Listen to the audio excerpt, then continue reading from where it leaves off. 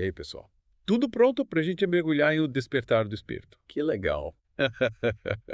Teve até um ouvinte que pediu para a gente desvendar essa obra, né? É. Ditada pela Joana de Ângeles e psicografada pelo Edivaldo Pereira Franco. E já aviso, viu?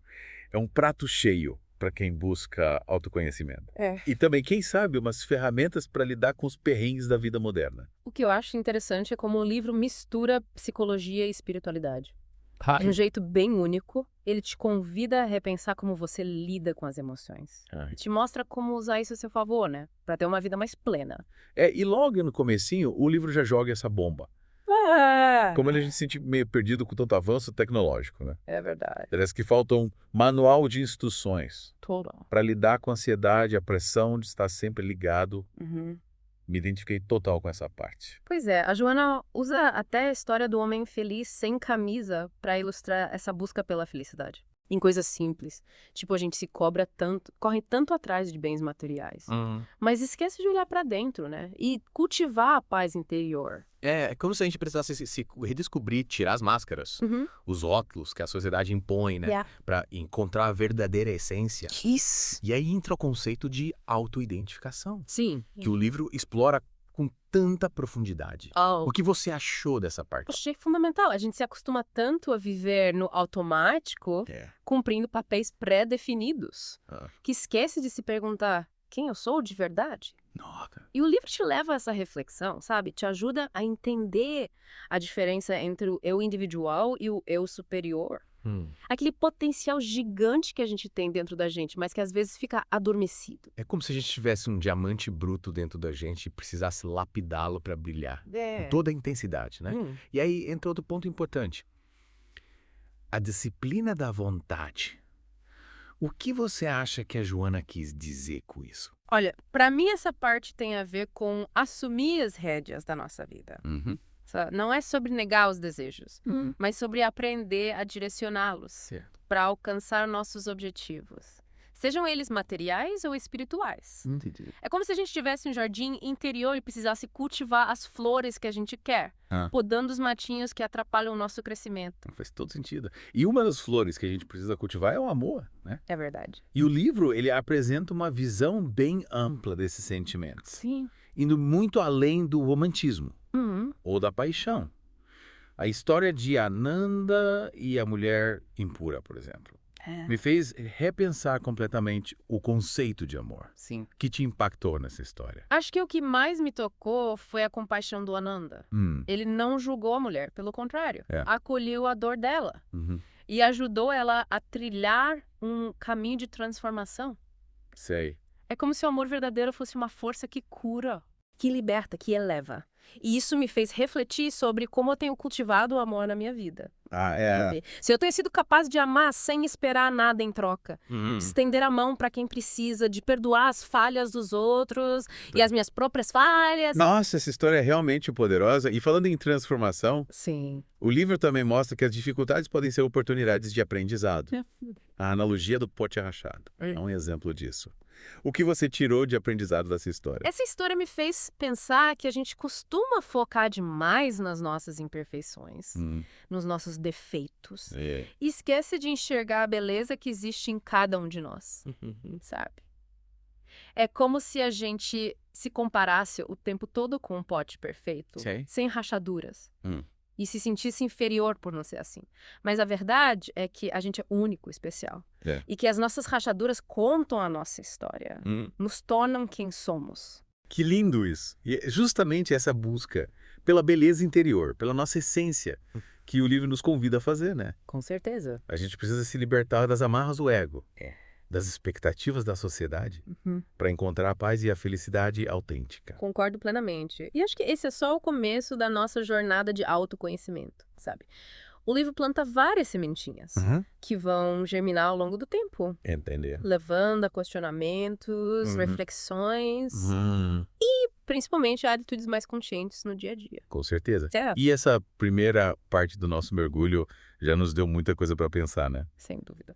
E o livro não alivia, sabe? Ele coloca o dedo na ferida, fala sobre a angústia da vida moderna. A sensação de vazio, a perda do sentido existencial. Coisas que a gente sente na pele todo dia, né? Total. É como se no meio de tanta correria a gente tivesse perdido a conexão com o que realmente importa. A gente acumula bens materiais, mas se sente vazio por dentro. E aí, como o livro coloca, a gente começa a sentir um desgaste da energia nervosa. Sim. Uma inquietação que não passa. Sim. É como se essa inquietação fosse um sinal, sabe? Um chamado para buscar algo além do material. Sei. É nossa alma pedindo para a gente voltar a se conectar com a nossa essência, com o nosso eu superior. E essa busca, no começo, pode dar medo, porque tira a gente da zona de conforto. É verdade. Nos desafia a mudar. E aí a gente volta para a importância da solitude, que a gente comentou antes, né? Isso. É nesse espaço de quietude, de introspecção, É. que a gente consegue ouvir a voz da nossa intuição, Sim. se conectar com os nossos sentimentos mais profundos e entender o que realmente importa. Exatamente.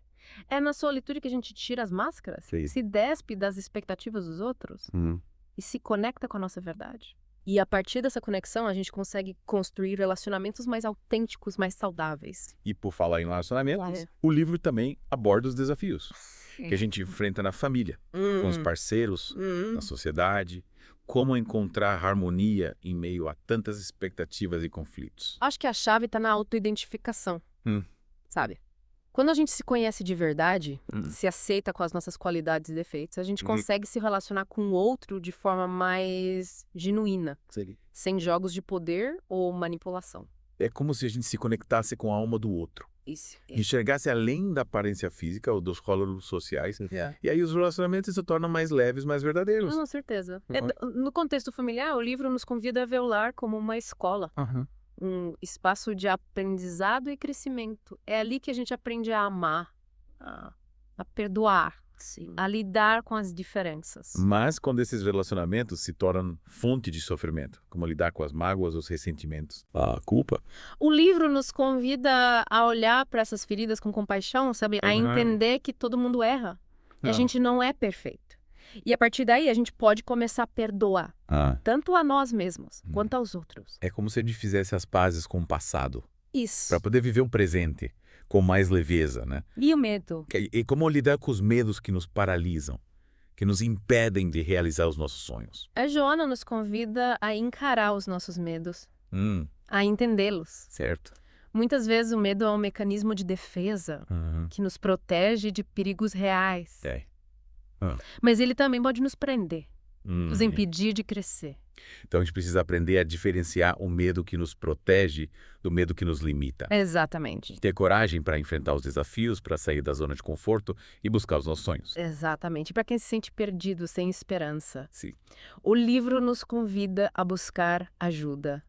Seja de um profissional, de amigos, da família. A gente não precisa passar por tudo sozinho. Verdade. E a velhice, que muitas vezes é vista como um fardo. Como o livro aborda essa fase da vida. O livro nos convida a ressignificar a velhice, a enxergá-la como uma fase de sabedoria, de plenitude. É momento de colher os frutos do que a gente plantou, de desfrutar da companhia dos entes queridos, de contribuir com a sociedade de uma forma mais serena. É como se a velhice fosse uma nova etapa da jornada, com seus próprios desafios e belezas, né? Exatamente. E para encerrar essa parte do nosso mergulho, acho que a grande mensagem do livro é que a gente precisa assumir a responsabilidade pela nossa própria felicidade, pela nossa saúde física e mental. E a gente quem escolhe os nossos pensamentos, as nossas atitudes, os nossos hábitos.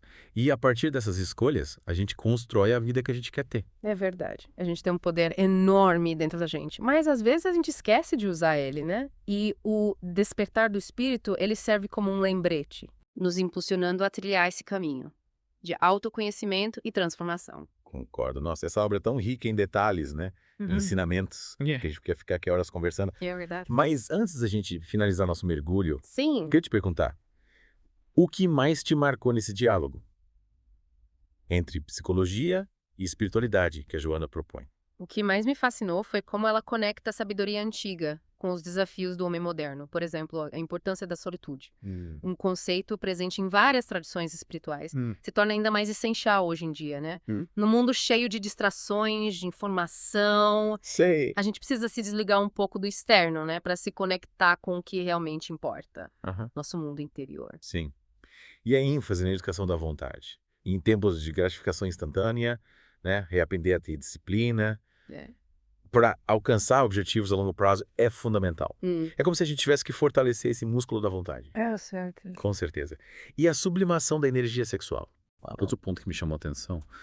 A Joana, ela nos desafia a ir além dos prazeres imediatos, buscar uma expressão mais elevada da nossa vitalidade, direcionando essa energia para a criatividade, para o serviço ao próximo, ou o desenvolvimento espiritual. É como se a gente expandisse a nossa compreensão do amor, né? Enxergando ele como uma força poderosa. Sim. Que pode ser canalizada para diferentes áreas da vida. Exatamente. E a história do Ananda e a mulher impura. É verdade. Que lição incrível. Sobre a natureza do amor verdadeiro, que transcende a forma física. Sim. E se manifesta através da compaixão e da generosidade. Uma história que nos convida a olhar além das aparências e reconhecer a beleza interior em cada ser humano. E a analogia do pote rachado. Que metáfora poderosa. Para nos lembrar que as nossas imperfeições também contam uma história. Sim. Nos tornam únicos. Era especial. É verdade. A gente precisa acolher essas imperfeições, aprender com elas e seguir em frente, buscando sempre o nosso melhor. Exatamente. E o livro nos mostra que essa jornada de autoconhecimento e transformação é individual e desafiadora, bem indecivelmente recompensadora. E que a gente tem todas as ferramentas dentro da gente para trilhar esse caminho e encontrar a paz interior, a felicidade autêntica e o nosso propósito de vida. Com certeza. E que o amor, na sua forma mais pura e elevada, é o combustível que nos impulsiona nessa jornada, nos conecta com o outro e nos conduz à plenitude do ser. Que lindo.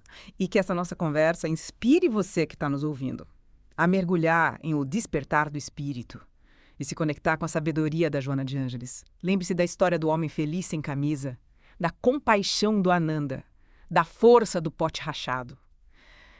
E permita-se despertar para a beleza da vida, que pulsa dentro de você. Até a próxima.